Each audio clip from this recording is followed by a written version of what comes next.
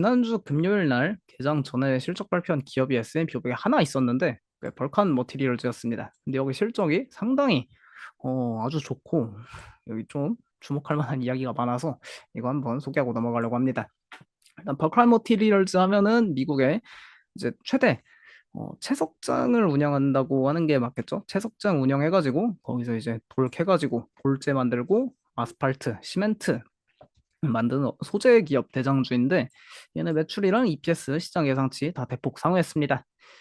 대폭 상회했다기보다는 시장 예상치 부합하고 상회하는 모습 나타났는데 특히 EPS는 얘네가 비용 관리가 잘 되면서 전년 대비해서 89% 이렇게 마진이 급격하게 이익이 급격하게 개선되는 모습 나타났는데 얘네 코멘트에 따르면은 이제 벌칸 머티리얼즈가 인플레이션 압력이 현재 완화되고 있고 지난해 공장 자동화 기술을 도입하면서 운영 효율성이 개선돼서 우리 기업의 비용이 이번 1분기에 최고치를 기록하고 향후 4에서 5분기 동안 비용이 계속해서 감소할 것이라고 합니다. 그러니까 이제 매출은 성장하고 비용 감소하면은 마진이 엄청나게 뛰는 상황인 거죠. 그리고 결국 소재 기업은 이 가격을 높여서 파는 게 중요한 건데 원재료를. 근데 이제 자기들이 들어가는 비용의 인플레이션은 완화되고 있는데 자기들이 판매하는 이 골재, 아스팔트, 시멘트 이거는 가격 인상 정책을 앞으로 더 강화할 것이고 가격 인상 시기도 원래 올해 4월부터인데 이거를 1월로 앞당겼고 그다음 올해 중반에 가격 인상 한 번 더 할 것을 논의한 것이다라는 코멘트가 있었습니다. 그러면서 CEO가 컨퍼런스 콜에서 2024년에도 벌칸의 미래는 매우 좋아 보인다라는 코멘트 있었고요.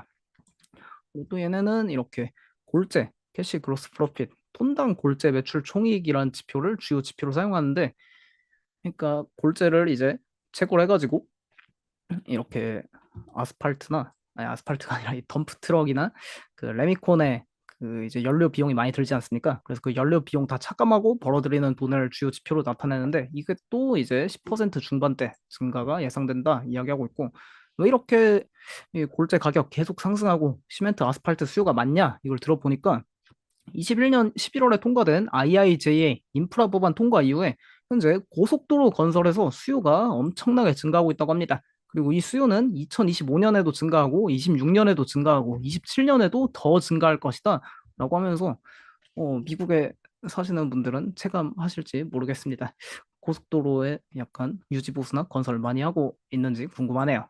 어쨌든 얘네 코멘트에 따르면은 고속도로 건설 엄청나게 붐이라고 합니다.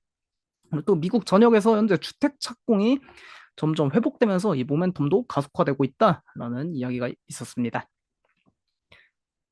그리고 결정적으로 이 기업은 골재, 그러니까 이 돌멩이들 계속 갖다 파는 건데 이렇게 이 굵은 파란색, 이 남색이죠. 이 골재 가격 상승률이 현재 이 골재를 생산하는 데 드는 코스트 오브 굿즈 세일즈, 매출 원가 하락하는 것보다 더 빠르게 이 갭이 커지고 있습니다. 그러니까 이 가격이랑 비용의 갭이 커지니까 이만큼 마진을 이 기업이 먹는 거죠. 그러니까 마진이 계속해서 증가하면서 이익 성장이 커지는 모습 나타나고 있고요.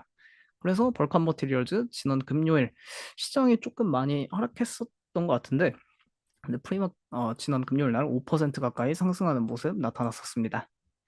그리고 그 경쟁 기업 중 하나인 마틴 마리에타 머터리얼스 이름이 참 어렵네요. 얘네는 약간 미국 서부 지역에서 사업을 집중하고 벌카는 미국 동부 지역의 사업을 집중하는데 이 기업도 그 영향으로 52주 신고가, 사상 최고가 랠리 계속 지속하는 모습입니다.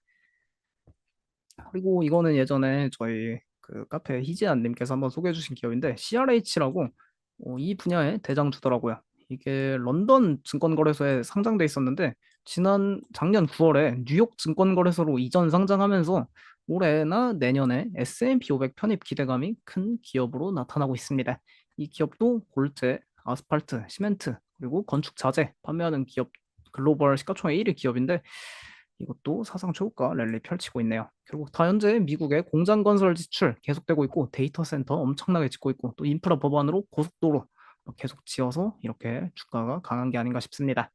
그리고 이런 유나이티드 렌탈스 그렇게 아스팔트 다 이제 고속도로 건설하고 할 때 로더 사와야 되고 다 대여해 와야지 않습니까? 포크레인이랑 그런 장비들 만드는 유나이티드 렌탈스도 장비를 만드는 게 아니죠. 장비를 대여해주는 유나이티드 렌탈스도 사상 최고가 랠리 지속하는 모습이고요.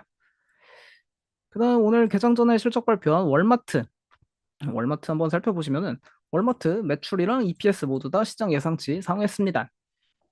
그리고 얘네 이제 실적 발표할 때 이런 리테일 업체들 중에 고객 거래액이라고 고객들이 얼마나 많이 방문하고 있는지 그런 것도 이제 지표로 나타내주고 또 고객들이 지출하는 가격이 줄었는지 그거에 대한 지표도 나타내주는데 월마트는 이 고객 거래액이 4%나 증가하고 이 고객들이 지출하는 가격은 은근히 마이너스 0.3%로 생각보다 크게 줄지 않았습니다. 그러니까 사람들이 월마트에 좀 더 빈번하게 찾고 있다는 게 나타난 거고 미국의 동일 매장 매출 증가율이 약간 최근 들어서 계속 둔화되는 모습이 나타나고 있긴 하지만 4% 증가로 시장 예상치 상회하는 모습 나타났습니다. 그리고 얘네가 올해 가이던스를 매출 성장률은 시장 예상치보다 다 높게 전망했지만 EPS는 시장 예상치보다 소폭 아쉬운 모습을 보여줬습니다. 아무래도 이 월마트가 주식 3대1 스플릿 한다고 발표했죠. 3대1 스플릿 한다 발표했고 직원들 복지를 위해 직원들 뭐 월마트 매니저들 임금 올려주고 이제 자사주 매입 살 때 많이 지원해주겠다 그런 것들이랑 그리고 또 이 매장을 공격적으로 이제 또 리모델링하고 전략을 변경하는 거에 있어서 투자를 많이 하다 보니까 EPS가 소폭 이렇게 비용 증가 때문에 감소한 게 아닌가 싶은데 오히려 시장에서는 이걸 긍정적으로 평가하는 모습입니다. 얘네가 이제 현실에 안주하지 않고 계속 더 성장을 위해 돈을 쓰고 그리고 자기 직원들 복지에 쓰는 거니까 시장에서 긍정적으로 받아들이는 모습이고요.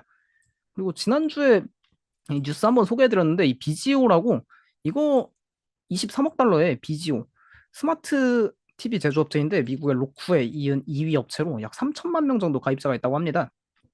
그때 이것 때문에 로쿠 막 마이너스 30% 가까이 하락했는데 실적 발표 직후에 이 비지오 인수한다고 했던 그 카더라 풍문이 오늘 인수 발표를 했습니다.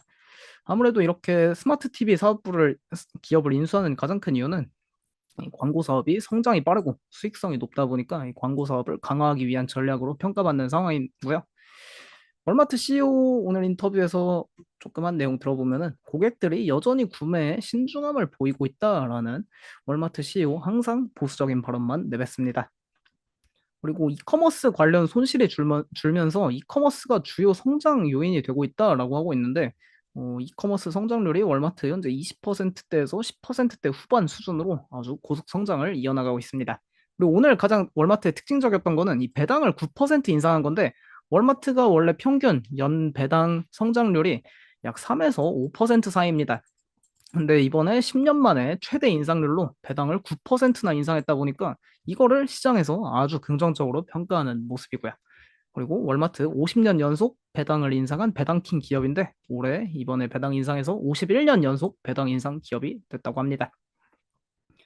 그리고 이 월마트 같은 식료품 전문 업체에 약간 그 최근에 조금 이 사업이 점점 잘 될 수밖에 없다는 걸 알 수 있는 자료가 있는데 이 왼쪽 자료가 미국의 식품 인플레이션 자료입니다. 그러니까 식품 가격 상승률은 2022년에 13.5%로 피크를 찍고 현재 1.2%까지 헤드라인 CPI보다 훨씬 낮은 수준까지 현재 하락해 있는 상황인데 미국의 임금 인상률은 현재 2024년 1월 기준으로 전년 대비 4.5% 상승했습니다. 그러니까 식품 물가는 1.2% 상승하는데 자기 임금은 4.5% 증가했으니까 이제 여기 약 갭이 3.3% 생겼지 않습니까? 그러니까 소비 지출 여력이 점점 커지고 있다는 거죠. 그러니까 식료품 소비 여력이 앞으로 조금씩 더 개선될 수 있지 않을까 그런 기대감이 있는 상황입니다. 월마트 프리마켓에서 사상 최고가 돌파하는 모습 나타나고 있습니다. 지난 분기 실적에서 곡소리 내면서 많이 하락했었는데 어느새 다시 사상 최고가 같네요. 그리고 월마트에서 인수한다고 하는 비지홀딩스도 현재 프리마켓에서 약 15% 가까이 상승하는 모습 나타나고 있습니다. 그다음 이제 식료품 판매 조금 이렇게 잘 되고 뭐 하다 보니까 코스트코도 계속 신고가, 사상 최고가 랠리 펼치는 모습이고 그리고 약간 식료품보다는 임의 소비재 판매에 치중돼 있는 미국의 리테일 업체인 타겟도 알게 모르게 주가가 이렇게 계속해서 상승하는 모습 나타나고 있습니다. 타겟도 조만간 실적 발표 예정이 있는데 알게 모르게 이게 사업이 많이 회복되는 모습이 나타나고 있네요.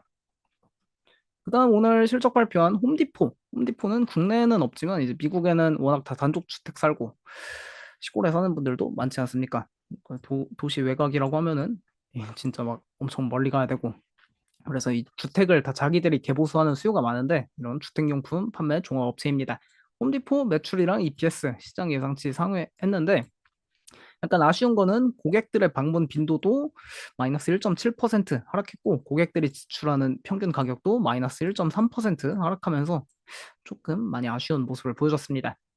그리고 미국의 동일 매장 매출 증가율도 마이너스 4% 기록하면서 시장 예상치보다 안 좋은 모습 보여줬고요. 그리고 2024년 가이던스도 상당히 보수적으로 전망하면서 매출 1% 성장할 거다라고 전망했는데 시장 예상치는 1.4%여서 이것도 하회하는 모습 나타났습니다. CEO 코멘트에 따르면은 아직 완전히 주택 개보수 시장이 정상적인 수요 환경으로 돌아가지 못했지만 2023년에 보였던 압박이 줄어들고 있다.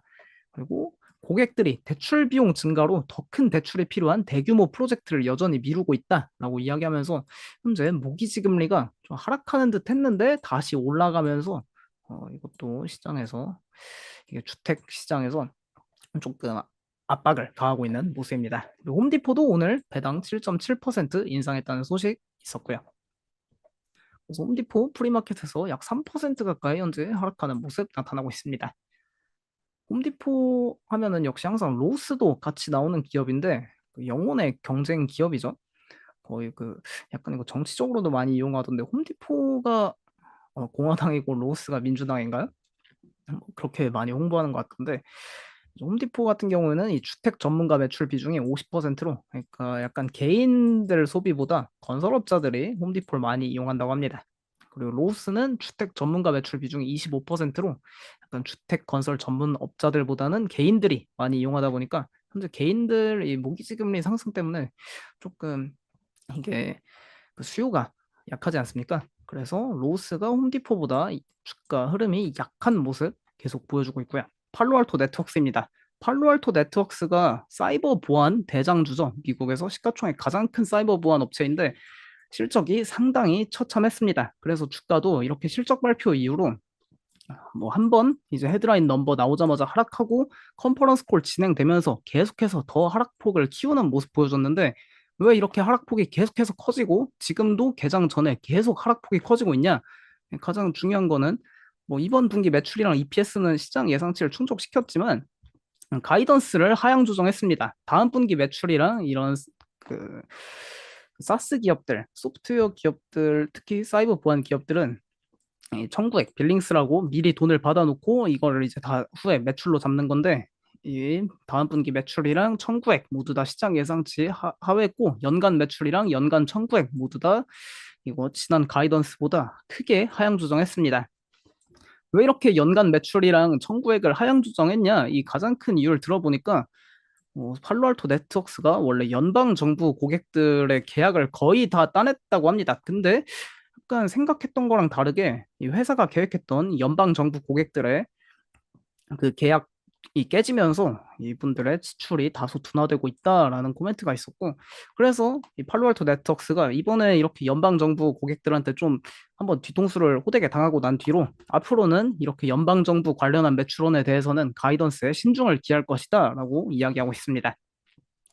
그리고 가장 중요했던 코멘트는 이 문단인데 이게 상당히 사이버 보안 업계 전반에 약간 악영향을 끼치고 있습니다. 이 CEO께서 더 많은 제품 추가가 반드시 더 나은 보안 결과를 가져오지 않기 때문에 고객들이 사이버 보안에 대한 지출 피로를 느끼고 있다라고 이야기를 했는데, 그러니까 결국 현재 이 생성형 AI 시대에 점점 사이버 보안 중요성이 커지고 다들 지출을 많이 하는데 이거를 이제 계속 늘리다 보니까 점점 이 지출을 굳이 해야 되냐 뭐 그런 거에 대한 피로를 느끼고 있다고 합니다. 그래서 이 CEO가 또 코멘트를 남겼는데 자기가 생각하기에 사이버 보안에 대한 수요가 줄어드는 건 아니고 이 사이버 보안 예산 최적화 과정에 있다라고 생각한다라고 이야기했는데 이 클라우드 소프트웨어 업계에서 가장 무서운 단어가 이 옵티마이제이션 최적화입니다. 최적화 들어간다고 하면은 이제 점점 그 기업들이 쓰는 돈이 조금 예산을 이제 신중하게 쓰고 하다 보니까 이 사이버 보안 시장에도 드디어 이게 조금 먹구름이 끼었네요. 그리고 이 팔로알토 네트워크스가 본격적으로 경쟁을 선언했습니다. 이 사이버 보안 통합 플랫폼화 과정에서 우리가 이 서비스를 무료로 제공하겠다. 앞으로 한 6에서 12개월 정도 무료판을 뿌리고 그게 마음에 들면은 그 다음에 이제 결제할 수 있도록 우리가 무료 버전 먼저 제공하겠다 해가지고 향후 12에서 18개월 동안 매출 성장률 그리고 청구액에 대한 압박이 있을 것이라고 합니다. 그러니까 이렇게 계속해서 안 좋은 이야기를 내놓으니까 컨퍼런스 콜 진행하면 할수록 주가 계속해서 내려가는 모습 보여줬고요. 물론 그래도 2030년까지 장기 목표는 변함이 없다라고 이야기를 했습니다. 그리고 얘네 실적 발표 자료에서 결국 이 자료 한 장으로 다 설명이 되는데 이 팔로알토 네트워크스의 성장률을 나타내고 있는 게 이 초록색 차트입니다. 이게 이제 이번 회계년도에 이렇게 계속 하락하고 다음 회계년도 한 중반부터 다시 이렇게 올라선다라고 전망을 하고 있는데 그러니까 앞으로 약 12개월에서 18개월 동안 성장률이 계속 둔화된다는 것이죠. 그러니까 현재 사이버 보안 기업들한테 이 생성형 AI 시대에 들어서면서 보안 수요가 증가하니까 이 성장률이 계속 이렇게 늘어날 것이다라고 시장에서는 예상을 하고 있었지만 오히려 팔로알토 네트워크스에서 성장 둔화된다 이야기하니까 이 주가가 상당히 안 좋게 반응하는 모습입니다. 현재 프리마켓에 마이너스 23에서 24%까지 하락하고 있는데 아까는 마이너스 20% 하락이어서 이렇게 써놨는데 만약에 마이너스 24% 하락하게 된다면은 상장 이후로 가장 큰 주가 하락 기록하게 됩니다. 팔로알토 네트워크스 현재 프리마켓에서 약 23% 가까이 하락하면서 280달러 수준까지 하락하는 것 같았습니다. 그리고 결국 이 사이버 보안 대장주가 하락하다 보니까 이렇게 크라우드 스트라이크도 마이너스 9% 가까이 프리마켓에 하락하고 있고 지스케일러도 마이너스 6%, 포티넷도 마이너스 6에서 7% 수준 다들 하락하는 모습 나타나고 있습니다.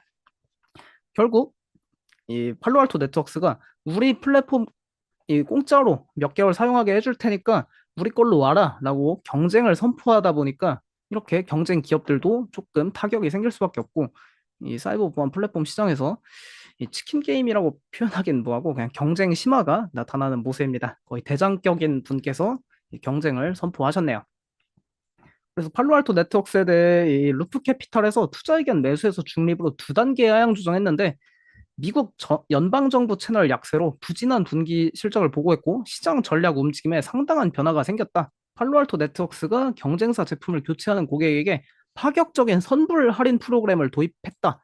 향후 12에서 18개월 동안 청구 및 매출 성장에 부정적 영향을 미칠 정도로 이러한 경쟁을 대규모 및 공개적으로 시행할 계획인 것으로 보인다. 다른 경쟁 업체들도 팔로알토 네트워크스의 움직임을 따를 수밖에 없을 것이며 현재 같은 이렇게 이 시장 경쟁 전략 변화의 초기 단계에서는 그냥 주식을 좀 신경 쓰지 않고 옆에 물러나 있는 게 좋다라고 평가하는 모습입니다. 결국 시장에서는 매출 성장률 계속 늘어날 것으로 전망하고 있었지만 매출 성장률이 오히려 약 12개월에서 18개월 동안 저조해질 것이라는 게 상당히 악재로 작용하고 있는 상황입니다. 그다음 솔라이치 테크놀로지스. S&P 500에선 퇴출됐지만 그래도 태양광 섹터의 또 한 축을 차지하다 보니까 이 실적 한번 소개해드리면은 매출이랑 EPS 모두 다 시장 예상치 크게 하회했고 매출은 전년 대비해서 마이너스 56% 하락했습니다. 특히 EPS는 이번에 당연히 흑자 기록할 것으로 예상했지만 아주 대폭 적자를 기록했고 매출 총이익률도 적자 전환되면서 사업이 참담하다는 것을 보여주고 있습니다. 그리고 다음 분기 가이던스는 이번 분기 매출 대비해서도 반토막 나는 수준으로 매출이 막 계속 급감하는 모습 보여주고 있는데 왼쪽 아래에 보면 이 매출이 계속 성장하다가 이제 매출이 계속해서 급감하는 수준을 보여주고 있습니다. 순식간에. 왜 이렇게 매출이 급감하고 있냐? 태양광 인버터하고 뭐 배터리 만드는 업체입니다. 근데 고금리 그리고 태양광 보조금 삭감 영향으로 2023년 하반기부터 급격하게 이 수요가 둔화되고 있어서 재고가 증가하고 있다. 하고 인페이지 에너지 같은 경우에는 재고 문제가 이번 1분기에 바닥을 치고 해결된다 했는데 2024년까지 재고 문제가 해소되지 않을 것이다 라고 솔라이트 테크놀로지에서 이야기를 했습니다. 1분기에 유럽 주거용 태양광 시장이 바닥을 치고 그리고 미국 금리 인하 이전까지 미국의 주거용 태양광 시장 개선도 어렵다라고 이야기하면서 오늘 장 끝나고인가요? 내일 그러니까 그 썬런 그런 실적 발표도 있었던 것 같은데 그런 주거용 태양광 시장이 이 솔라이트 테크놀로지스에서는 어렵다고 합니다. 약간 인페이지 에너지 같은 경우에는 1분기가 사업 저점이라고 시사했는데 이거 완전히 대비되는 모습이고요. 그리고 또 재밌었던 내용이 컨퍼런스 콜에 하나 있었는데 올해가 좀 글로벌 지구촌의 선거철입니다.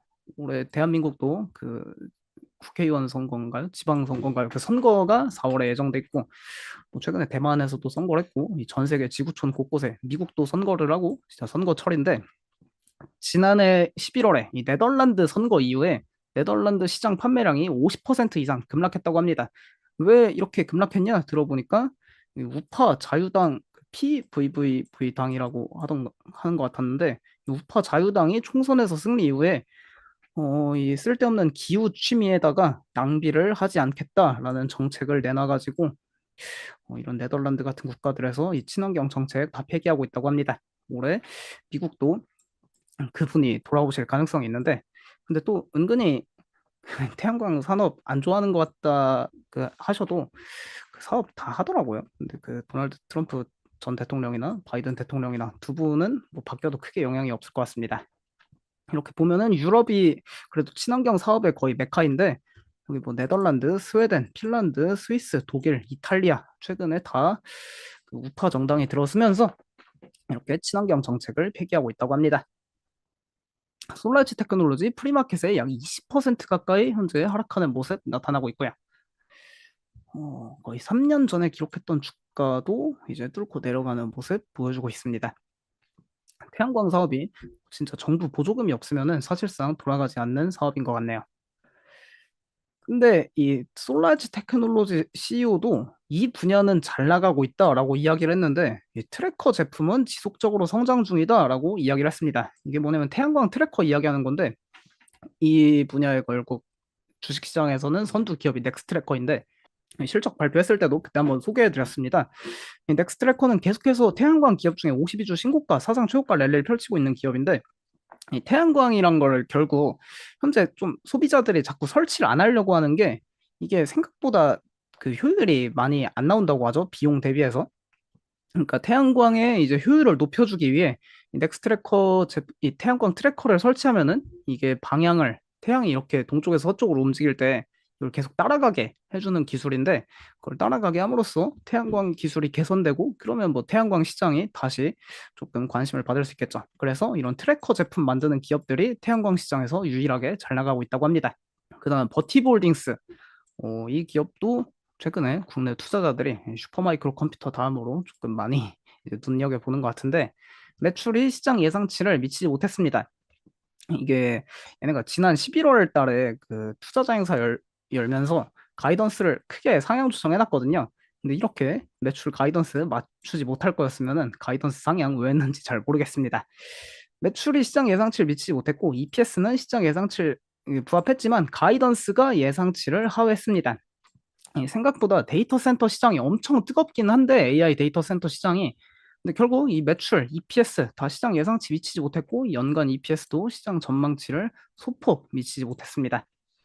근데 이제 또 연간 매출은 시장 예상치를 상회하면서 하반기로 갈수록 좋아질 것이다라는 전망이 있는데 결국 다음 분기 이런 상반기에 조금 예상치를 미치지 못했던 거는 결국 얘는 다 공급망 이슈를 겪고 있는 겁니다. 시장 눈높이는 계속 높아지고 있는데 이 생산을 그 시장 눈높이에 맞추지 못하고 있는 거죠. 수요가 너무 많은데 공급을 맞추고 있지 못한 상황입니다.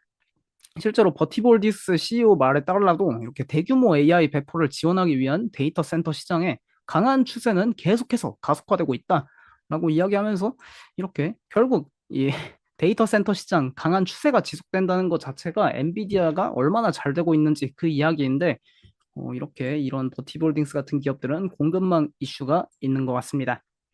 그리고 또 최근에 화두인 이 액체 냉각 분야에서 우리가 그 쿨테라라는 스타트업 하나 인수해서 강력한 입지를 점점 다져가고 있다라고 이야기했지만 당장에 이 부분에서 생산 캐파가 나오고 있지는 않는 상황이라 이 부분은 2분기부터 액체 냉각 솔루션 생산 능력이 조금 확대될 것으로 예상되고 있고요.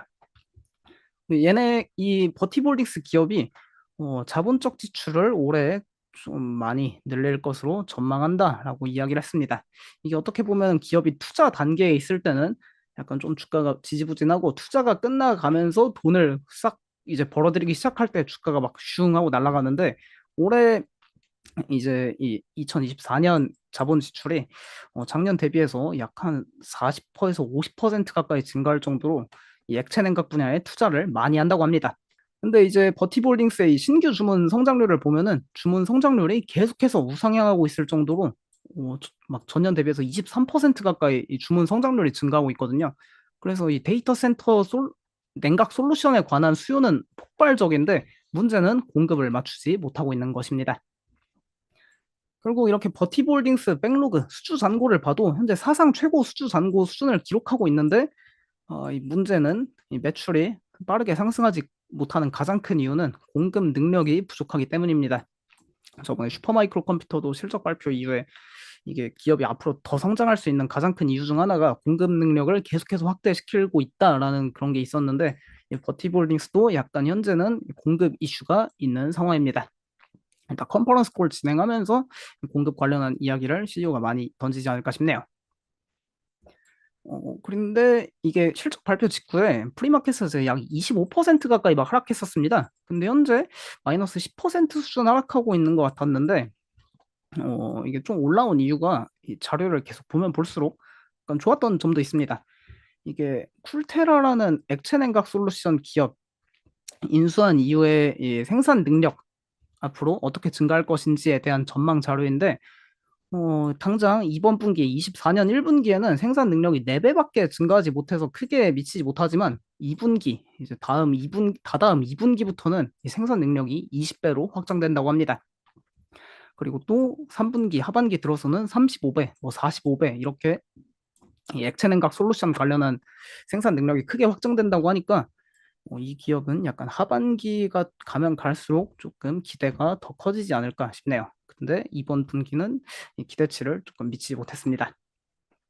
버티볼딩스 그래서 프리마켓에서 한 25% 가까이 하락했다가 현재 기적같이 마이너스 10%까지 올라오고 있습니다. 그다음은 아날로그 디바이스. 이런 엔비디아 실적 발표 이제 코앞에 있으니까 이런 좀 아날로그 반도체 기업들 실적도 한 번씩 봐주면 좋을 것 같은데, 근데 사실 아날로그 디바이스는 데이터 센터 사업을 거의 하지 않고 있어서 좀 그렇게 크게 의미가 없을 것 같긴 한데, 이 기업은 이 매출이랑 EPS는 시장 예상치를 상회했습니다. 근데 전년 대비해서 23%나 매출이 감소했고요. 그리고 마진도 대폭 축소되는 모습 나타났습니다. 그리고 또 다음 분기 가이던스도 상당히 이 시장 전망치보다 밑돌았는데 이 아날로그 디바이스 기업 보면은 여기 얘네 매출 비중의 53%가 산업용 반도체이고 그다음 24%가 차량용 반도체 기업 차량용에서 발생하고 있습니다. 그러니까 데이터 센터보다는 최근에 조금 어려움을 겪고 있는 산업, 차량 그쪽에서 이제 매출이 많이 발생하고 있는데 그래서 실제로 이제 고객도 뭐 허니웰, 지멘스, 파나소닉, 캐논, BMW 같은 기업들이 주요 고객입니다. 이게 이제 다음 분기에 재고 최적화가 대부분 끝나고 고객들이 재고가 너무 많다는 겁니다. 이 산업 수요가 좀 약해가지고. 근데 이 재고가 최적화가 끝나가면서 하반기에 좀 더 유리한 사업 환경이 조성될 것으로 예상된다라는 긍정적 코멘트도 있어서 프리마켓에서 한 1% 정도만 하락하는 것 같았고요. 배당금 인상 소식도 있었습니다. 약간 이런 산업용 반도체랑 자동차용 반도체 만드는 기업들은 또 이제 산업용 반도체는 좀 중소기업들에서 많이 사용하고 자동차도 결국 금리에 민감하지 않습니까? 그래서 이 중소기업이 좀 잘 나가고 자동차 판매가 다시 증가하려면은 결국 금리 인하가 빨리 진행돼야 됩니다. 이런 아날로그 반도체 만드는 기업들은 금리 인하가 좀 더 많이 시장에 영향을 끼치지 않을까 싶네요. 그래서 아날로그 디바이스 프리마켓에 약 마이너스 1% 가까이 하락하는 모습 나타나고 있습니다. 반도체 기업 중에 시가총액은 참 큰 기업 중 하나인데 주가는 항상 지지부진하네요. 그다음 가민 실적 발표 있었는데 가민은 이렇게 이 애플워치 같은 피트니스 시계 만들고 배 요트에 달려 있는 GPS 그리고 이제 얘네 이제 BMW 이걸 뭐라 하죠? GPS가 아니라 최근에 이런 인포테인먼트 작동하는 이 부분을 가민해서 만드는 건데 그리고 또 이렇게 비행기에 들어가는 각종 계측기기랑 GPS도 가민해서 만들고 있습니다. 매출이랑 EPS 시장 예상치 모두 상회했고 마진도 크게 증가했습니다. 가이던스도 시장 예상치를 상회했는데 얘는 코멘트 중에 이제 5개 사업부 중에 3개 부문에서 사상 최대 연간 매출을 기록했다고 합니다. 항공 부문, 해양 부문, 자동차 OEM 부문 이쪽에서 이제 사상 최고 매출을 기록했다 하는데 결국 현재 배 선박 조선 사업이랑 이런 항공기 제조 사업이 좀 잘 나가고 있다는 것을 추측할 수 있지 않나 싶습니다. 그리고 또 오늘 신규 자사주 매입 소식이랑 배당 인상 소식도 있었고요. 그래서 가민 프리마켓에서 약 5% 가까이 상승하는 모습 나타나고 있습니다. 근데 신기하게 국내 가민 스마트워치 시계 매장에는 사람이 있는 거를 단 한 번도 본 적이 없습니다. 그래서 좀 들어가기 뭐하더라고요. 가민 주봉으로 보면은 주가가 참 많이 아직도 사상 최고가에 멀었는데 이제부터 좀 잘 가기를 권해 보겠습니다. 그다음 로얄 캐리비안 크루즈가 오늘 가이던스 상향을 해가지고 여기 로얄 캐리비안 크루즈랑 카니발 크루즈, 노르웨이안지안 크루즈 다 주가가 프리마켓에 약 5% 가까이 상승 중에 있는데 로얄 캐리비안 크루즈에서 연간 가이던스 전망을 오늘 상향 조정한다고 발표했습니다. 그래서 시장 예상치보다도 훨씬 높은 수준이고 이게 이전에도 한번 소개해 드렸는데 이 크루즈 업계에서는 연초에 웨이브 시즌이라고 보통 매년 1월, 2월, 3월을 크루즈 업계 웨이브 시즌이라고 표현하더라고요. 이 웨이브 시즌에 좀 더 크루즈 상품들을 특가로 저렴하게 판매하고 이제 미리미리 팔아서 소비자들은 저렴한 가격에 예약하고 이 기업은 먼저 돈 받아서 좀 유동성을 확보하고 하는 그 시즌인데 올해 첫 5주간 역사상 최고의 웨이브 시즌 예약 주간을 기록했다라고 할 정도로 이 웨이브 시즌에 상당히 크루즈 여행 예약이 많이 증가했다는 걸 알 수 있습니다. 뭐 예약이 한 군데 이제 집중된 것도 아니고 2024년 모든 분기의 상품 예약률이 지난 2023년을 훨씬 앞서고 있고 그다음에 이 휴가 경험에 대한 강력한 수요가 기존 예상을 크게 뛰어넘고 있다고 합니다. 아무래도 이런 SNS 시대에는 이 정말 그 경험 소비 그런 게 참 인기가 많은데 또 이게 아이콘 오브 더 시즈라고 세계 최대 크루즈 선박이 지난 1월 28일 날 출항을 떠났죠. 그래서 이거 이제 또 타서 SNS에 자랑하고 하려면은 이 로얄 캐리비안 크루즈 이용하다 보니까 이래서 실적 가이던스를 많이 상향 조정했지 않나 싶습니다. 이게 7박에 260만 원부터 시작한다고 하는데 저도 죽기 전에 한번 크루즈 이거 타보러 가야겠습니다. 근데 이거 타려면은 미국 가야 한다더라고요. 이거 타면 아마 카리브해 쪽 그 여행한다고 들었습니다. 그래서 로얄 캐리비안 크루즈 프리마켓에 약 6% 가까이 현재 상승하는 모습 나타나고 있어서 다시 한번 사상 초고가를 두드리는 모습 나타나고 있습니다. 엔비디아 헤드라인 실적은 정말 모든 게 다 비트했을 정도로 매그니피센트 7 기업 중에는 메타 플랫폼 이후로 이렇게 완벽한 실적을 보여준 기업은 엔비디아가 유일했습니다. 다른 기업들은 뭔가 조금씩 아쉬운 점이 항상 있었는데 엔비디아는 메타 플랫폼과 마찬가지로 진짜 최고의 실적을 보여줬는데 아침에도 위원님이 한번 소개해 주시고 정말 많이들 이제 뉴스에 나오고 있어서 여기서 좀 중요했던 포인트를 보면 이제 마진이 이제 매출 총이익률이 76.7%로 전년 대비해서도 거의 1000bp 가까이 크게 개선되는 게 나타나고 있고 다음 분기 가이던스도 다음 분기 가이던스가 이게 이제 H200이 나오고 B100이 출시가 다가옴에 따라 조금 그 중간에 이제 주문이 줄어들지 않습니까? H100에 대한 주문이 이제 H200 나오고 신제품 나오면 당연히 신제품 주문하려고 주문을 조금 그 딜레이하는 경향이 있는데 그런 우려가 있었음에도 불구하고 가이던스가 상당히 시장 예상치를 대폭 상회해가지고 실적이 정말 완벽한 실적 발표였습니다. 근데 이제 엔비디아 실적에서는 좀 컨퍼런스 콜에서 여러 가지 이야기가 있었는데 좀 재밌고 한번 관심 가져볼 만한 이야기로는 가속 컴퓨팅과 생성형 AI는 이제 티핑 포인트에 도달했다. 그러니까 티핑 포인트에 도달했으니까 이제 순식간에 갑자기 이게 폭발하는 거죠, 성장률이. 그리고 이제 수요가 공급을 초과하면서 차세대 제품 주문이 밀려들고 있다. 그리고 이 차세대 제품은 B100이랑 H200 관련한 이야기입니다. 그다음에 이제 산업 현장에서의 생성형 AI하고 각 국가들의 이 주권형 AI, 서버린 AI라고 표현하던데, 그러니까 각 국가들이 이제 언어도 다르고 문화도 다르고 뭐 정치적 견해도 다 다르기 때문에 국가 차원에서 정부 차원에서 다 이제 이 서버린 AI를 다 구축해야 한다고 합니다. 그래서 앞으로 AI 수요가 더 폭발적으로 증가할 수밖에 없다 이런 이야기를 하셨고 그리고 직접 이렇게 엔비디아 젠슨 황 CEO께서 완전 칩으로 변신하셨죠. 좀 흥미로운 이야기 중에 이 이더넷이랑 인피니밴드 관련한 이야기가 있었는데 엔비디아에서는 예전에 2020년, 21년에 그 멜라녹스라는 기업을 인수했어가지고 멜라녹스가 이 인피니밴드 시장 점유율 1위 업체인데 그래서 이 이더넷을 인피니밴드가 앞으로 대체하게 될 것이다라는 전망도 종종 있긴 합니다. 그래서 이 엔비디아 젠스당 CEO가 코멘트한 것 중에 이더넷을 AI에 현재 계속 최적화하고 있지만 인피니밴드가 AI 전용 시스템의 표준이 될 것이다. 이런 코멘트가 있어서 약간 이더넷 사업자인 어, 아리스타 네트워크스 같은 기업이 뭐 좀 단기적으로는 크게 전혀 문제가 없지만 막 진짜 막 10년, 20년 지나면은 이 시장도 엔비디아가 먹어버리지 않을까 그런 약간 생각이 들기도 하더라고요. 근데 이제 물론 단기적으로는 아리스타 네트워크스 고객이 워낙 탄탄해서 전혀 문제가 없겠지만 진짜 시간이 막 장기적으로 봤을 때는 엔비디아가 그 시장도 먹을 것 같습니다. 이 인피니밴드로 해서요. 그다음 이번에 이 소프트웨어 매출이 연간 10억 달러를 돌파했다는 첫 번째 이야기가 나왔는데 이 GPU 한 개당 연간 4,500달러의 소프트웨어 비용을 현재 청구하고 있다고 합니다. 그리고 엔비디아 젠스당 CEO 말에 따르면은 소프트웨어 매출은 이제 시작에 불과하다 할 정도로 이 엔비디아가 이제 갈수록 하드웨어 기업에서 점점 막 소프트웨어 기업으로 진화하는 그런 모습도 저희는 다 이제 투자하면서 볼 수 있게 될 것 같습니다. 그리고 향후 5년 동안 전 세계 데이터 센터 인프라 설치 기반을 2배로 늘리고 연간 수천억 규모의 시장 기회를 창출할 것이다 라고 이야기하면서 AI는 여전히 아직 파티의 초입에 있다. 거의 그런 표현을 했습니다.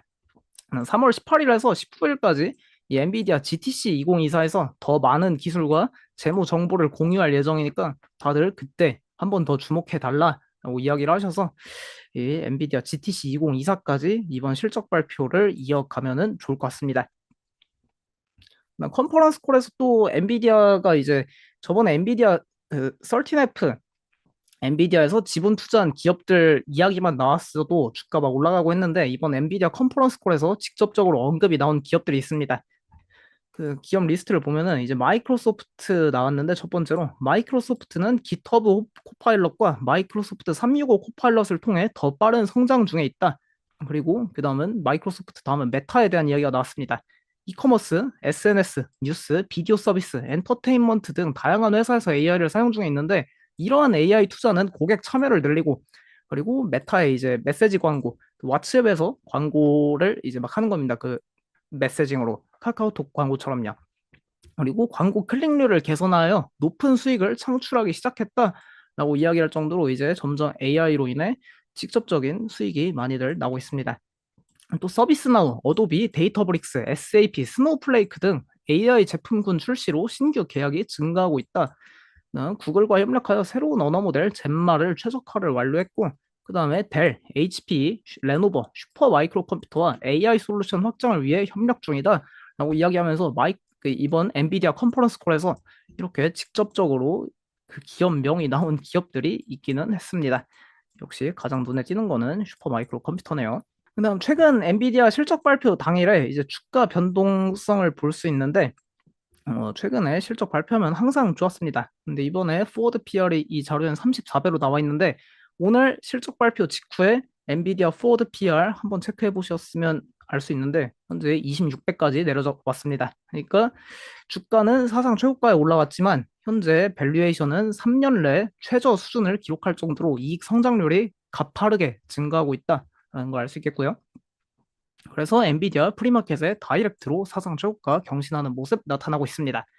예, 여기 보시면 이제 핀비즈 기준으로 포워드 PR이 26배까지 하락했다는 거 확인할 수 있겠고요. 주가는 자꾸 올라가는데 가치는 계속해서 내려가고 있습니다.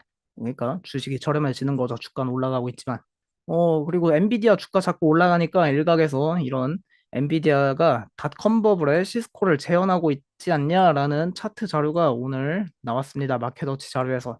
근데 이 엔비디아의 밸류에이션이랑 기술적 해자 수익성을 보면은 과거 시스코하고 완전 차원이 다른 수준이란 걸 알 수 있는데 엔비디아 포워드 PR 방금 보셨다시피 26배밖에 안 됩니다. 근데 시스코가 과거 버블 당시에 거의 한 150배 기록했죠. 그러니까 이거를 이 차트만으로 이렇게 비교하기에는 좀 어려운 게 있고 그리고 시스코가 만들던 그런 그 인터넷 스위치하고 라우터 그 네트워크 솔루션들은 약간 기술적 해자가 부족해서 충분히 경쟁자가 진입할 수 있는데 이 엔비디아 칩에는 뭐 H 그 그레이스 호퍼 제품에만 해도 거의 한 3만 개 이상 부품 들어간다 하고 있어서 이게 사실상 뭐 AMD나 인텔이 따라할 수가 없고 이 기술 격차가 한 2년 막 3년씩 벌어져 있어서 이게 막 기술이 금방 따라잡힌다 표현하기도 어렵고 엔비디아 마진율은 진짜 경이롭죠. 하드웨어 업체라는 게 말이 안 됩니다. 그래서 이런 차트는 사실상 무의미하지 않나 싶습니다. 그래서 엔비디아 오늘 실적 발표 직후에 정말 많은 IB들이 투자 의견 업데이트하고 역시 월스트리트의 최고의 강세론자 중 한 명이고 이 테크 분야에서는 아주 그 명성이 자자하신 댄 아이브스 웨드부시 그 수석 전략가께서 CNBC 클로징 벨 오늘 출연하셨는데 엔비디아 saves the world라고 표현하더라고요. 엔비디아가 세계를 구했다라고 이야기하면서 엔비디아 이번 실적 발표가 기술 강세장에 제트 연료가 공급된 셈이다. 그리고 기술 섹터의 테일러 스위프트 모멘트다. 라고 하고 있는데 이 테일러 스위프트 모멘트가 도대체 무슨 이야기인가라고 해서 좀 곰곰이 생각해 봤는데 테일러 스위프트가 에라스 투어 하면서 이제 인기가 아무 원래도 많았지만 이제 거의 그냥 미국의 최고 스타가 됐죠. 원래도 계속 많았지만 이제 근데 이 에라스 투어가 1년, 2년 막 계속하고 계속 지금도 올해도 하지 않습니까? 그 정도로 이 엔비디아도 테일러 스위프트처럼 앞으로도 계속해서 더 사랑받고 잘 나갈 수밖에 없는 순간이 왔다. 좀 그런 이야기 같고 지난 5년 동안 시장에서 본 어떤 기업보다도 가장 중요한 실적이었다라고 댄 아이브스 강세론자계의 고트입니다. 역사상 최고의 강세론자라고 저는 믿고 있는데 사실상 그 약간 시장에 겁주는 그 파마베어들 약세론자들은 그 조회수를 얻기 위해 계속 약세론을 펼치는데 이렇게 항상 시장이 좋을 때나 안 좋을 때나 강세론자를 펼치는 데나이브스 진짜 존경하고 좋아합니다. 여기 트위터 X에다가 이 데나이브스가 이렇게 또 코멘트 남겼는데 AI의 대부, 갓파더 오브 AI 이 젠슨이 AI 파티는 이제 막 시작되었다고 강조하고 있다라고 이야기할 정도로 이분도 AI 파티가 아직도 이제 막 시작되었다라고 믿고 있으신 그런 상황입니다. 네, 엔비디아 오늘 투자 의견 한 4개 정도 업데이트 해드리려고 하는데 일단 골드만삭스에서 투자 의견 컨빅션 바이 강력 매수 제시하고 목표 주가 875달러로 상향 조정했습니다. 데이터 센터가 다시 한번 핵심 성장 동력으로 작용하면서 매우 높았던 기대치를 뛰어넘었다. 그리고 2024 회계년도 데이터 센터 매출이 전년 대비 3배 이상 증가했음에도 불구하고 2025 회계년도 이때는 전년 대비 2배 이상 매출이 증가할 것으로 예상된다 하고 있어서 와, 지금보다도 이 데이터 센터 매출이 2배 이상 더 증가하면은 진짜 말도 안 되는 성장률인 것 같습니다. 강력한 AI 인프라 지출과 신제품이 결합되어 엔비디아의 지속적인 초과 주식 성과를 뒷받침할 것이다. 라면서 강력 매수 컨빅션 바이 제시했고요. 그다음 울프 리서치에서 이 투자 기간 비중 확대의 목표 주가 900달러로 상향 조정했는데 이 수요가 공급을 계속 앞지르면서 강한 실적을 기록 중이다. 2024년 하반기에 훨씬 더 많은 공급이 예상되어 추정치가 더 상향 조정될 것이고 2024년 하반기에는 중국 매출이 드디어 증가할 가능성이 있으며 2025년 비백 생산 증가에 대한 낙관적인 전망을 유지한다라고 이야기를 하고 있습니다. 종종 엔비디아 뭐 피크아웃에 대한 이야기를 가끔 하는 분들이 계시지만 엔비디아 현재 H100 생산 중에 있고 H200 조만간 한 다음 달, 다다음 달부터 이제 출시 예정에 있죠. 그리고 H200 다음에는 이 B100 나오고 그리고 아직 출시되지도 않은 X100까지 이렇게 제품 라인업이 계속해서 준비되어 있는 상황입니다. 그리고 또 다음 달에 있을 GTC 2024에서 또 다른 신제품 라인업 계속 출시할 가능성이 상당히 높아서 이게 계속 신제품 더 비싸게 팔고 할 텐데 낙관적인 전망을 계속 유지하는 게 당연하지 않나 싶고요. 그다음 뱅크 오브 아메리카에서도 엔비디아 투자 의견 매수 제시하고 목표 주가 925달러로 상향 조정했는데 실적에서 가장 중요한 새로운 포인트는 AI 컴퓨팅 매출의 40%가 AI 추론에서 기여했다는 점이다.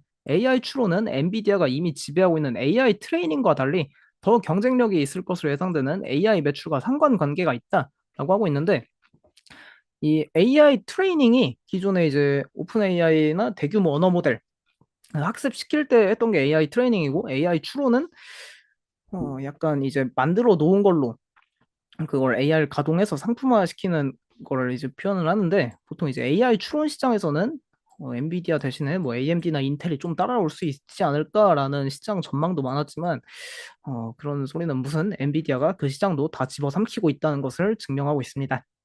난 3월 18일에 시작되는 GTC 컨퍼런스가 다음 주가 촉매제가 또 될 것이다 하고 있어서 이제 이번 실적 발표 지났으니까 3월 18일 이 GTC 컨퍼런스 때 또 한번 기대해 보도록 하겠습니다. 근데 이렇게 상당히 엔비디아 실적 진짜 미쳐 날뛰었는데 UBS에서는 목표 주가를 850에서 800달러로 하향 조정하는 진짜 이 미국은 자유의 국가입니다. 엔비디아 목표 주가를 하향하다니요. UBS 의견에 따르면은 새로운 비백 이게 GTC에서 출시되고 3분기 초에 출하될 것이라는데 비백에 대한 수요 언급이 강했고 엔비디아는 제품 전환이 다가올 때 보수적인 가이던스를 제시하는 경우가 많지만 이번에 강한 가이던스를 제시했다. 아직 AI 가능성은 초기 단계에 있지만 향후 매출 성장 둔화 가능성을 반영하여 추정치를 약간 하향하고 목표 주가도 하향 조정한다라고 하면서 진짜 대단합니다. 엔비디아 목표 주가를 하향 조정한 IB는 UBS란 거 기억해 두시면 좋을 것 같고요. 그 다음에 이제 시놉시스 매출이랑 EPS 시장 예상치 다 상회했고 가이던스도 상향 조정하면서 상당히 좋은 실적 보여줬는데 시놉시스는 지난주 초에 실적 발표했던 케이던스 디자인 시스템과 거의 이 시장을 양분하고 있는 기업입니다. 반도체 설계할 때 필요한 소프트웨어 EDA라고 표현하죠. 그거를 이제 거의 과점으로 제공하고 있는 업체인데 고객으로는 뭐 TSMC, 삼성전자가 주요 고객입니다. 얘네 이제 코멘트에 따르면은 엣지 AI 그리고 이게 온디바이스 AI인데 온디바이스 AI와 같은 더 많은 디바이스들의 AI 기능이 추가될 때마다 우리 IP 수요가 계속해서 증가할 것이다라는 이 AI 시대 자기들 수혜주 될 수 있다라는 코멘트 확실하게 남겼고 오늘 인텔 14A 공정 관련한 뉴스가 나왔다 보니까 이 질문이 있었는데 인텔 14A 공정 같은 새로운 공정이 출시될 때마다 이 시놉시스에게는 상당한 기회가 될 것이다 라고 이야기를 했습니다. 그러니까 공정이 계속 더 미세 공정으로 갈수록 자기들 이제 이에 맞는 반도체를 설계해야 되다 보니까 시놉시스나 케이던스 디자인 시스템 다 수요가 계속 증가한다라는 코멘트 있었고요. 그다음 최근에 엔시스 인수했던 거는 2024년 상반기에 인수가 완료될 것으로 기대된다라고 이야기가 있었습니다. 그래서 시놉시스 프리마켓에서 한 5% 가까이 상승하는 모습 보여주고 있고요. 그다음 리비안 여전히 투자하시는 분들이 많이 계시겠지만 약간 리비안 조금 아쉬웠습니다. 이 매출은 시장 예상치 상회하고 전년 대비 막 99% 증가했지만 여전히 전기차 기업들에게 중요한 건 수익성입니다. 근데 EPS 시장 예상치 하회했고 가장 큰 문제는 올해 2024년 가이던스가 정말 시장 예상치보다도 너무 저조했던 건데 특히 올해 차량 생산량이 시장 예상치는 8만 대였는데 5만 7천 대 생산한다고 올해 생산했던 작년 2023 회계년도에 생산했던 대수가 5만 7천여 대였습니다. 근데 딱 그 수준 생산한다는 거니까 이게 상당히 우려가 커졌는데 왜 이렇게 생산량이 늘어나지 못하냐 이 이야기를 들어보니까 이거는 근데 일각에서 뉴스 계속 돌기는 했습니다. 이 공장 효율성 향상을 위해서 올해 2분기에 이 R1 현재 만들고 있는 차량이 R1 차인데 그 R1 생산 라인을 가동을 중단할 예정에 있다. 이게 한 몇 개월 한 달 반에서 두 달 정도 중단을 하면은 이게 이제 공장 효율성이 약 30% 개선이 예상되고 있고 중장기적으로는 오히려 비용 절감 효과가 발생하면서 긍정적일 것이라고 하는데 이 주식시장에서는 좀 장기적인 것도 있지만 단기적인 것도 보다 보니까 이거를 안 좋게 반영하는 모습이고요. 그리고 1분기 차량 배송량도 이번 4분기보다 10에서 15% 감소할 것이다 라고 이야기하면서 현재 전기차 시장이 약간 혹한기에 계속 이어지고 있다는 것을 알 수 있겠습니다. 경제적 불확실성을 이유로 직원도 10% 감원 예정이라고 하는데 여기 리비안의 현금이 빠르게 고갈되고 있습니다. 이 현금 고갈되고 있는 상황을 보면은 직원 확실히 잘라야 하기는 할 것 같은데 이 현금이 좀 이렇게 계속 고갈되는 모습 보여주면은 또 이게 막 현금 또 추가 투자를 받기 위해 뭐 유상증자를 할 수도 있고 진짜 뭐 현금 계속 없어지면은 이제 사업 망한다 그런 소리도 나올 수 있어서 이게 당장은 조금 수익성 개선을 위해 리비안이 많은 노력이 필요한 시점입니다. 근데 한 가지 긍정적이었던 거는 이제 3월 7일에 이것도 원래 뉴스에 많이 나왔지만 중저가 모델 R2를 이제 처음으로 공개를 하는 거죠. 이게 당장 뭐 생산이 시작하는 게 아니라 R2 생산은 2026년에 출시를 목표로 하고 있답니다. 리비안 CEO는 이 R2가 출시되면은 테슬라 모델 3처럼 우리 기업 잘 될 수 있을 거다라고 이야기를 많이 하지만 이게 약간 출시가 2026년이라 조금 시간이 더 필요하지 않나 싶습니다. 그래서 리비안 프리마켓에 약 15% 가까이 하락하는 모습 나타나고 있고요. 리비안 이게 좀 많이 하락하고 있는데 그래도 여전히 시가총액이 한 140억 달러 정도, 14빌리언 달러 정도 하고 있어서 좀 더 기업이 많이 이게 뭐 주주들에게는 안타깝지만 기업이 더 망가져야 이거 담배꽁초 투자 개념으로 들어오는 사람들이 생기지 않을까 싶습니다. 그다음 루시드도 실적이 상당히 안 좋았습니다. 이 매출 시장 예상치 하회하고 적자도 계속 이어가고 있는데 얘네도 차량 생산 가이던스가 정말 처참합니다. 이 자동차 기업들은 결국 규모의 경제가 상당히 중요한데, 그러니까 공장 그 운영하는데 돈이 많이 들지 않습니까? 그 공장에서 차량을 정말 많이 찍어내고 그걸 판매를 많이 해야 돈을 버는 저 규모의 경제의 대표적 산업이 자동차 산업인데 차량 생산 가이던스가 9천 대밖에 안 되니까 이게 사실 뭐 차를 그 한 땀 한 땀 수작업으로 만드는 것도 아니고 조금 의구심이 들고 있습니다. 그리고 지난해 사우디에 이제 연간 5천 대 만들 수 있는 생산 시설을 오픈을 했는데 그럼에도 9천 대밖에 못 만든다 하니까 이제 생산 확장 능력에 좀 의구심을 시장에서 갖고 있는 모습이고요. 그다음 루시드.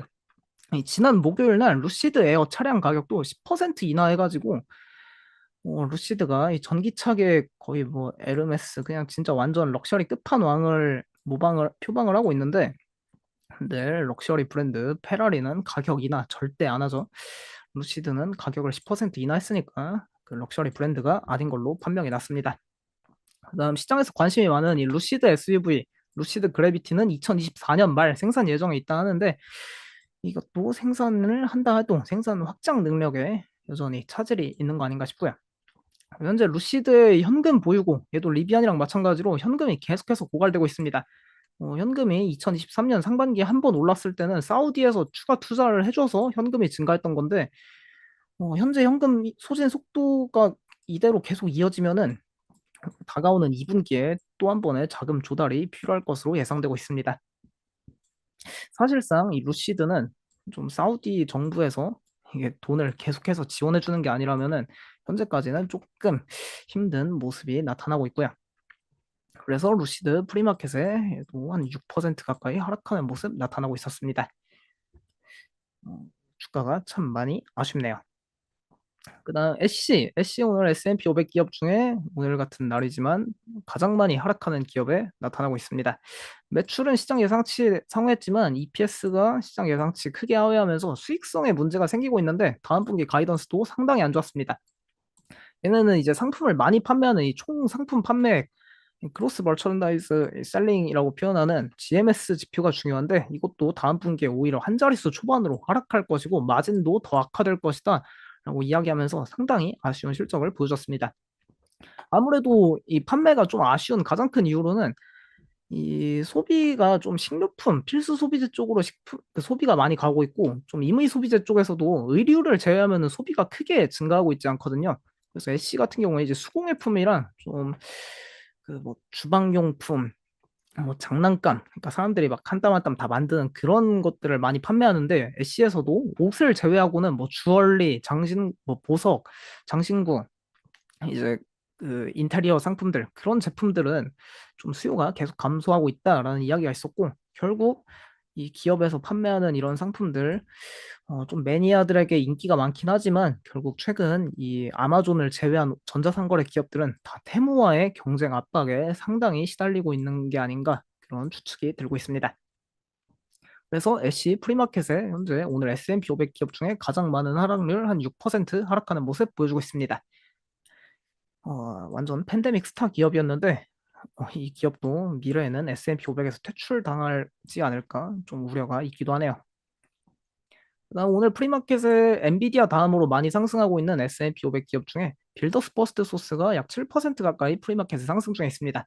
매출, EPS, 시장 예상치 모두 상회했고 마진도 확대되는 모습 나타났는데 얘네가 이제 매출 성장률은 역성장을 하고 있지만 이 기업은 이제 목재 이런 미국엔 다 집을 나무로 많이 짓지 않습니까? 목재들이 많이 필요한데 이게 매출 감소한 가장 큰 이유는 목재 가격이 팬데믹 때 엄청 치솟았다가 목재 가격이 이제 진정되면서 그 목재 관련한 제품들도 가격이 하락하다 보니까 매출 감소가 나타나는 건데 오히려 이제 이 마진은 계속 개선되니까 상당히 좋은 모습 보여주고 있고 올해 가이던스도 좋은 모습 보여주고 있습니다.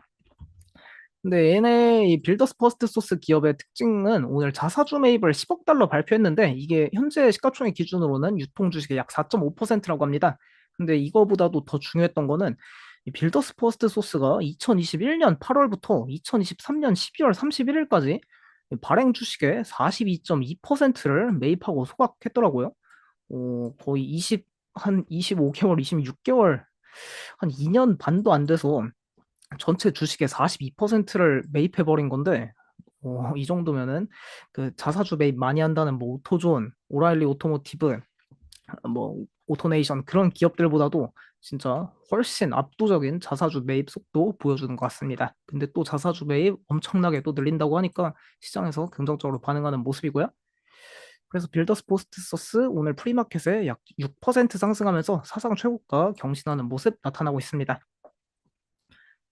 빌더스 포스트 소스가 2021년 8월 이때 자사주 매입을 처음으로 시작을 했는데 자사주 매입을 거의 2년여 만에 한 42%를 해버리니까 전체 유통 주식의 주가가 그러니까 막 3배 넘게 상승했네요. 그 중에 S&P 500 편입되기도 했었고요.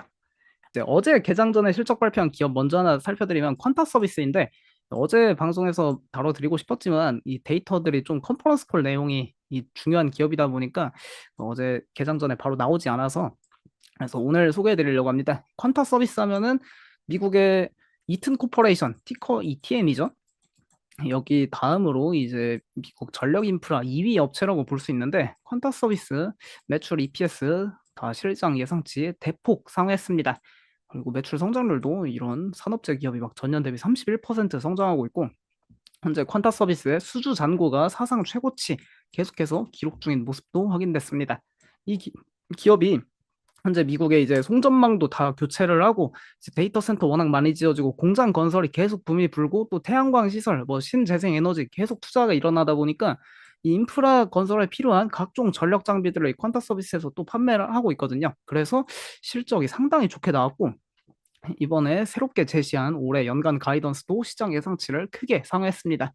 특히 잉여현금 흐름이 시장 예상치보다 거의 한 50% 이상 급증할 것으로 전망되고 있어서 참 기대가 큰데 얘네 코멘트에 따르면은 인프라 투자, 에너지 전환 가속화에 따라 이제 당사 제품들에 대한 수요가 증가하고 있다. 그리고 미국 전력망 시스템은 송전 인프라 투자가 여전히 절실한 상황이다라고 이야기하면서 이게 미국의 현재 인프라 계속 교체하고 있고 이 와중에 전력망에 대한 관심도가 시장에 상당히 커지고 있지 않나 싶습니다.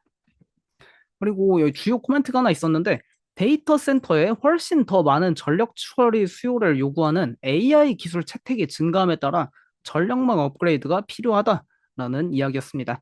그러니까 이제 AI 데이터 센터는 기존 데이터 센터보다 더 고사양이다 보니까 이제 전력도 많이 먹고 발열도 많이 일어나는데 그거를 잡기 위해서 이제 뭐 전력망을 더 업그레이드 하던가 발열을 잡는 그런 냉각 솔루션을 만들던가 그런 게 현재 필요한 상황이라고 하네요. 그래서 퀀타 서비스 같은 기업도 수혜를 아주 강하게 받고 있습니다. 그리고 이 기업 코멘트에 따르면은 현재 다가오는 여름에 전력 수요 피크 시기 이 AI 데이터 센터들 전력을 너무 많이 잡아먹다 보니까 현재 이번 여름 전력 부담이 상당히 커지고 있다고 합니다. 그러니까 올 여름에 만약에 날씨도 더 더워지고 한다면은 이제 데이터 센터 많이 지으면서 전력 부담도 생기는데 이제 냉방으로 인해서도 좀 부담 생기면은 이런 전력 대란이 좀 일어나지 않을까 싶기도 하네요. 그래서 이런 이튼 코퍼레이션이나 퀀타 서비스 같은 기업들이 사상 최고가 랠리를 계속 펼치고 있습니다. 퀀타 서비스 어제 실적 발표 이후에 이렇게 10% 상승하면서 사상 최고가 경신하는 모습 보여주었고요. 퀀타 서비스 이렇게 주봉으로 보아도 지난 2년 6개월 동안 주가가 거의 한 4배 가까이 상승한 기업입니다. 미국의 전력 인프라 투자가 정말 뜨겁다는 거 알 수 있는 대목이고요. 그다음 이튼 코퍼레이션 미국을 뿐만 아니라 이제 전 세계 전력 투자를 한다면은 이 기업이 거의 대장주인데 이 기업도 어제 퀀타 서비스 실적 발표에 힘입어서 2.68% 상승하며 사상 최고가 경신했습니다. 아무래도 현재 AI 데이터 센터에서 전력 수요가 너무 커지다 보니까 이런 전력 인프라 기업들 계속해서 관심이 높아지는 상황이고요. 그다음 부킹홀딩스 한번 이야기해 드리려고 합니다. 부킹홀딩스도 어제 장 끝나고 실적 발표해서 오늘 S&P 500 기업 중에 가장 많은 주가 하락세 보여주고 있는데 부킹홀딩스 하면은 국내에도 서비스하고 있는 부킹닷컴이랑 카약 그리고 아고다 대표적인 국내에서 유명한 플랫폼들이고 얘네가 또 호텔스 컴바인 그런 것도 갖고 있죠. 미국에서는 이런 그 음식 예약하는 오픈 테이블, 국내로 치면은 국내에도 그 음식 예약 플랫폼들이 꽤 있는데 이름이 갑자기 기억이 안 나네요. 그리고 이런 프라이스라인닷컴 같은 대표적인 전 세계 여행 플랫폼들의 대장격인 부킹홀딩스입니다. 매출이랑 EPS 시장 예상치 상회했는데 이 객실 예약률이 플러스 9%로 시장 예상치 9%에 부합하면 약간은 이 시장 눈높이가 워낙 높으니까 이 부합한 수준에는 조금 시장이 아쉽게 반응하는 모습입니다. 이게 좀 객실 예약률이 생각보다 또 부족했던 이유가 여기 현재 이스라엘 하마스 아직도 좀 분쟁이 일어나다 보니까 이 전쟁 영향을 받은 이스라엘 제외 시에는 객실 예약이 11% 성장했다고 하는데 현재 전쟁 영향으로 중동 지역에서 여행 취소율이 높다고 합니다. 아무래도 그 홍해 지역에서도 계속 여전히 이슈가 있다 보니까 중동 지역을 여행하려고 막 6개월 전, 1년 전에 계획했던 사람들 지금 다 취소하고 있는 게 아닌가 싶고, 그다음 CFO는 또 보수적인 발언을 내놨습니다. 컨퍼런스 콜에서 1분기 객실 예약 성장률이 4에서 6%로 전망한다 이야기하면서 2월과 3월은 1월에 비해 성장률이 더 낮아질 것으로 예상한다라는 아쉬운 이야기를 했습니다. 이번 1월에는 어, 그, 아, 아닙니다. 제가 착각했네요. 어쨌든 2월과 3월은 1월에 비해 성장률이 낮아질 것으로 예상한다. 이런 코멘트에 시장이 좀 부정적으로 반응하는 것 같고, 그와 반면에 CEO는 또 긍정적인 이야기를 했습니다. 2024년 여행 예약이 큰 폭으로 증가 중이며 기록적인 여름 여행 시즌이 될 가능성이 높다라고 CEO는 상당히 자신감에 넘쳤지만 이 숫자를 직접적으로 관리하고 보고 있는 CFO께서는 좀 보수적 발언을 내놨네요. 실제로 부킹홀딩스의 객실 예약 성장률도 저번에 에어비앤비도 이게 둔화되고 있는 모습이 나타나고는 있는데 부킹홀딩스도 마찬가지로 계속 둔화되고 있다 보니까 시장에서 이거를 부정적으로 해석하고 있는 모습입니다. 근데 올 여름에도 여행 정말 박 터질 것 같은데 이 의미가 있나 싶네요. 오히려 주가 하락은 좀 기회로 삼는 게 좋지 않나 싶습니다. 그리고 부킹홀딩스는 이번에 사상 처음으로 배당을 시행하기로 했는데 주당 8.75달러로 전일 종가 3,902달러를 기준했을 때는 연 배당 수익률이 0.9%입니다. 배당 수익률도 상당히 높고 또 만약에 오늘 주가 10% 하락하면은 배당 수익률 더 높아지니까 참 배당 정책도 하고 이 부킹홀딩스 자사주 매입도 엄청 많이 하는 걸로 유명한데 주주환원 정책을 어마어마하게 하는 기업이 되지 않나 싶습니다. 그리고 이렇게 배당을 시행하게 되면은 메타 플랫폼이랑 마찬가지로 이제 기존에 그 배당주만 투자하는 분들도 미국엔 참 많지 않습니까? 그리고 배당 ETF들이 정말 많은데 이제 배당 ETF에서 메타 플랫폼은 물론이고 부킹홀딩스도 이제 담으니까 투자자 기반이 확대될 것이다. 그런 기대감도 있는 상황입니다. 그래서 부킹홀딩스 사상 초고가 랠리 계속 이어가고 있었는데 프리마켓에 오늘 8% 하락하는 모습 나타나고 있네요. 그다음 인투이트 실적 발표 있었는데 어제 장 끝나고 사스 기업 중에 미국에서 시가총액으로 봐도 한 3위 정도 하죠.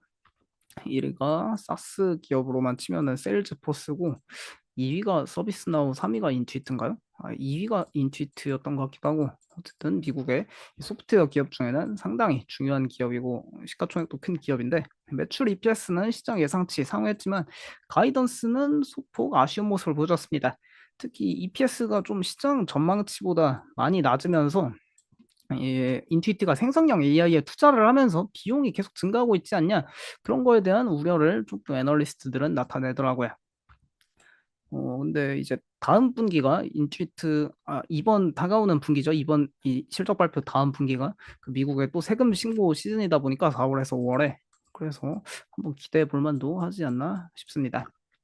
이 인투이트 말에 따르면은 이번 세금 신고 시즌에 생성형 AI 인투이트 어시스트가 터보텍스에 처음으로 도입되는 시즌이라 이거에 대한 기대감도 있다 하고 그리고 이 생성형 AI 기능을 터보텍스의 요금제가 정말 많은데 일단 터보텍스 하면은 미국은 국내하고 다르게 이 세금 신고를 정말 힘들게 터보텍스 통해서 개인이 일일이 다 해야 합니다. 근데 터보텍스 이 모든 요금제에 다 생성형 AI가 도입되기는 하지만 좀 더 상세한 생성형 AI 기능을 이용하려면은 이 터보텍스에서도 더 비싼 풀 서비스 모델을 이용하는 게 좋다 하더라고요. 그래서 생성형 AI 기능을 통해 더 빠른 세금 신고를 원한다면 이 풀서비스 요금제로 전환하는 소비자가 늘어날 것이다.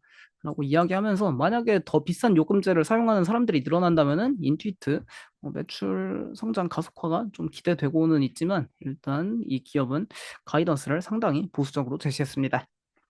그래서 인투이트 이 생성형 AI 도입 이후로 수익성 증가 기대감이 상당히 컸는데 이제 프리마켓에 약 3% 하락하는 모습 나타나고 있고요. 인투이트 주봉으로 보아도 이 AI 시대 맞이하면서 어느덧 사상 초유가까지 다시 도달해가는 모습입니다. 그다음 블록은 개인적으로 핀테크 기업들에는 크게 관심이 없지만 오늘 시장에 이 블록에 대한 얘기가 많더라고요. 블록 하면은 과거 이름이 스퀘어였다가 블록으로 2011년에 사명을 변경했습니다. 그때 한창 블록체인 붐 불고 비트코인 붐 부를 때 잭도시 CEO가 스퀘어에서 블록으로 이름을 바꾼 건데 블록 하면은 이 스퀘어 포스기 만들고 그리고 또 이 스퀘어 카드 스퀘어 앱 카드죠. 스퀘어 캐시 앱 카드. 스퀘어의 이제 캐시 앱 서비스를 하고 있는데 여기 로고도 이렇게 달러 그림입니다. 스퀘어 캐시 앱 카드도 발급해서 이 핀테크 생태계로 정말 많은 사람들을 다 들어오게 하고 있고 그리고 이 스퀘어 포스기 통해서 직원들 임금도 준다 하더라고요. 스퀘어 계좌에다가. 그러니까 국내로 치면 이제 토스나 카카오뱅크로 임금 받는 사람들 많은데 좀 국내로 비유하기는 어려운 것 같습니다. 그리고 어펌홀딩스의 거의 직접적인 경쟁자인 애프터페이 여기가 이제 미국의 BNPL 업체 중에 또 여기는 미국보다 호주하고 오세아니아 지역에서 점유율이 상당히 높은 기업인데 미국에서도 사업을 하긴 합니다. 애프터페이도 저번에 인수를 해서 BNPL도 사업을 하고 있는 기업입니다. 블록 같은 경우에는 매출은 시장 예상치 상회했고 EPS는 조금 미스했지만 얘네 적자 기업이다 보니까 이렇게 에비타가 크게 상회하면서 시장에서 긍정적으로 받아들이고 있습니다. 그리고 또 다음 분기 가이던스도 예상치를 크게 상회했고요. 그다음 캐시앱 카드 이거를 많이 사용할수록 이 캐시앱 생태계에 점점 더 많이 들어오고 이 블록이 이제 메이저 은행 수준으로 커질 수 있다고 이야기를 많이 하는데 이것도 월간 사용자 수가 2,300만 명 돌파하면서 직전 분기 대비 100만 명 증가했고 전년 대비해서도 20% 증가하는 모습 보여줬습니다. 근데 이 블록 같은 경우에는 이 기업이 좀 문제가 하나 있는데 여기 사내 정치가 심하다고 합니다. 이 캐시앱이랑 스퀘어 예전에 앱이 두 개로 다 나뉘어 있었는데 이 두 개 사이에서 약간 그 사업 부서 사이에서 좀 갈등이 많고 서비스 그러니까 좀 내부 봉합이 잘 안 된다 하더라고요. 그래서 이번 컨퍼런스 콜에서도 이 캐시앱이랑 스퀘어 생태계 간에 이 비효율성이 너무 많아서 이거를 개선하는데 계속 집중을 하고 개선하는데 노력을 하겠다라는 이야기가 있었습니다. 그리고 애프터페이의 BNPL도 총 결제액이 이번에 86억 달러 기록하면서 전년 대비 25% 성장했고 진짜 경이로운 이 BNPL 인기 보여줬는데 이 애프터페이의 BNPL 총 결제액이 경쟁사 어펌보다 많은 모습입니다. 어펌 그렇게 막 작년에 BNPL 붐 불면서 주가 많이 올랐는데 여기 애프터페이가 총 결제 규모는 더 큰 기업이라고 하고 있네요. 그리고 블록도 이 BNPL 서비스가 Buy Now Pay Later 그러니까 지금 사고 나중에 결제하는 국내 할부 같은 개념인데 이게 워낙 잘 나가다 보니까 캐시앱을 통해 이 BNPL 사업 강화가 올해의 핵심 과제다라고 이야기하면서 사업 방향성을 조금 제시하는 모습입니다. 근데 이 블록 기업 이름에서도 알 수 있겠듯이 블록체인 때문에 블록으로 바꾼 건데 비트코인도 당연히 보유하고 있는 기업입니다. 그래서 비트코인 가격 변동으로 인해 총 수익이 증가했다 하고 있습니다. 블록은 비트코인 8,038개 보유 중이라고 오늘 나왔고요. 그 마이크로 스트래티지가 비트코인 한 15만 개였나요? 19만 개였나 그렇게 갖고 있는데 블록이 갖고 있는 거는 그 마이크로 스트래티지에 비하면은 상당히 적은 것 같습니다. 그래서 블록 현재 프리마켓에 한 10% 가까이 상승하는 모습 나타나고 있고요. 또 팬데믹 스타에 가까웠는데 좀 더 핀테크 기업들 전반적으로 다 주가 차트가 이런 모습 보여주고 있는데 핀테크 사업이 생각보다 상당히 돈을 벌기 어려운 것 같습니다. 경쟁도 치열하고요. 그다음에 오늘 프리마켓에 약 30% 넘게 상승하고 있는 카바나. 카바나 기업 진짜 팬데믹 이전에나 그 투자해봤지. 그 뒤로는 주가가 완전 막 날라갔다가 거의 1달러 갔다가 이제 좀 등한시했었는데 기업이 완전 부활을 하고 있더라고요. 주가 1달러 갔다가 어떻게 60달러까지 올라왔는지 이 매출이랑 EPS는 시장 예상치 크게 하회했습니다. 근데 수익성이 좀 개선되고 있는 모습이 나타나고 있는데 얘네 이렇게 보면은 왼쪽 이 상단 차트를 보면은 마진이 단 한 번도 빠짐없이 흑자를 기록한 적이 없었습니다. 순이익 마진이. 근데 올해 2023년 드디어 처음으로 순이익 흑자 전환을 기록하기는 했습니다.